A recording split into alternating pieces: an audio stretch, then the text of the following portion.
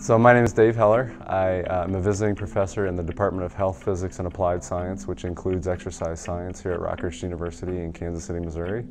And the main focus of my research is looking at people who have a condition known as functional ankle instability. We're looking at ways that we can kind of make their symptoms better, and so one of the ways that we think that can happen is through yoga.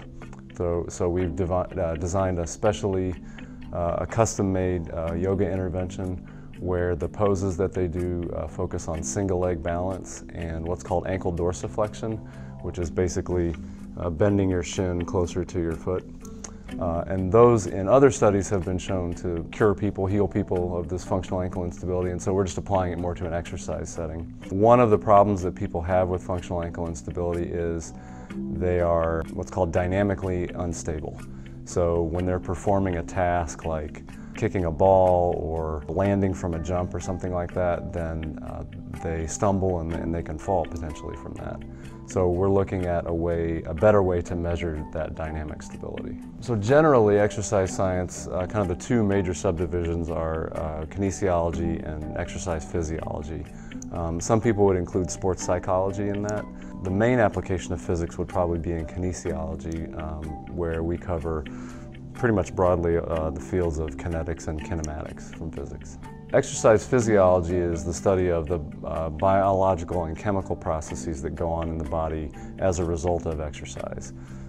So when you run, your body temperature goes up, blood flow increases, things like that. Sports psychology is the application of psychological principles to sport, so motivation, meditation, visualization, things like that. The fundamental question of kinesiology is how do we move?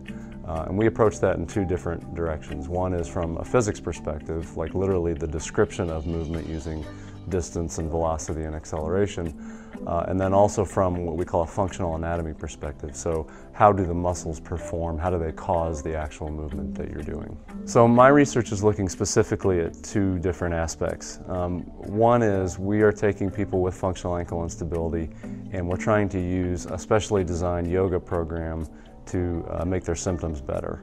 And this yoga program is designed so it focuses on single leg balance so that they can get better at that static stability.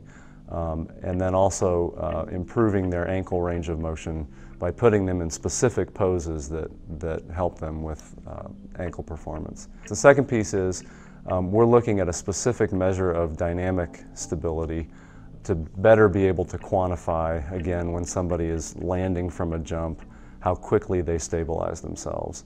And we're using what's called a damped harmonic oscillator model, which is basically just a mass on a spring. We think that that model of a mass on a spring can really best represent that landing. And we're trying to see if somebody who has functional ankle instability, if the way that they land, that they have different properties, mechanical properties, than somebody who is, say, healthy and does not have functional ankle instability. There's two kinds of ankle instability. One is called mechanical instability, and the other is functional ankle instability. Mechanical instability could come potentially from somebody who has ruptured an ankle ligament or suffered a fracture in the ankle or something like that. Functional ankle instability is more a neurological process where your body has basically retrained itself in a bad way. Because of the initial trauma, your body is more protective of the ankle, and so it will alter the movements that it performs so it doesn't do more damage to the ankle than has already been done. You sprain your ankle and about 60% of the population goes back to normal. They don't exhibit any chronic effects. But about 40% of the population go on to develop this instability, whether it's mechanical or functional ankle instability. And that group in particular can roll their ankle more. We call it recurrent sprains. So they can have more recurrent sprains, again, than the population that just goes back to the way that they were.